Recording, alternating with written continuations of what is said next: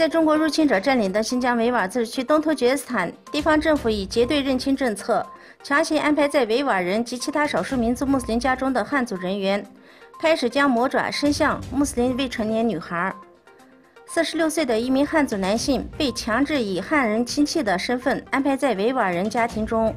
刚开始还算客气，没过多久就原形毕露，对这家进行恐吓威胁，时不时向政府部门投诉，将自己当成贵宾，让这家维吾尔人从小到大伺候着。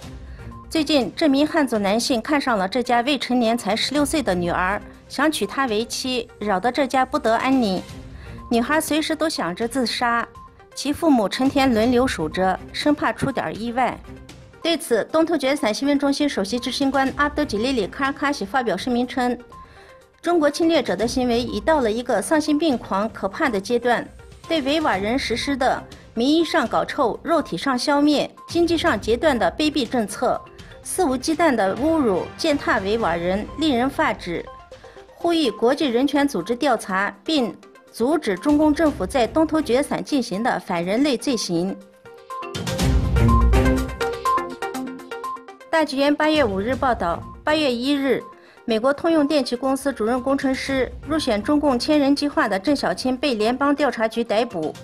被指控涉嫌盗窃公司机密数码文件，提供给中国的竞争对手。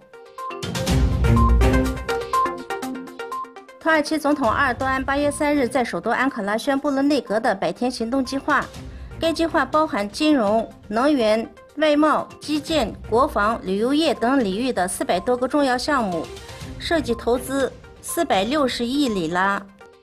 阿尔多安当天表示，土耳其今后将把中国、墨西哥、俄罗斯、印度等列为出口优先市场。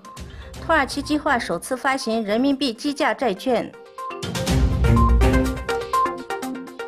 海外网综合美联社报道，因加拿大政府批评沙特阿拉伯逮捕女权运动人士，沙特阿拉伯今天也就是8月6日以干涉内政为由，不仅召回沙特驻加拿大大使，还驱逐加拿大驻沙特大使，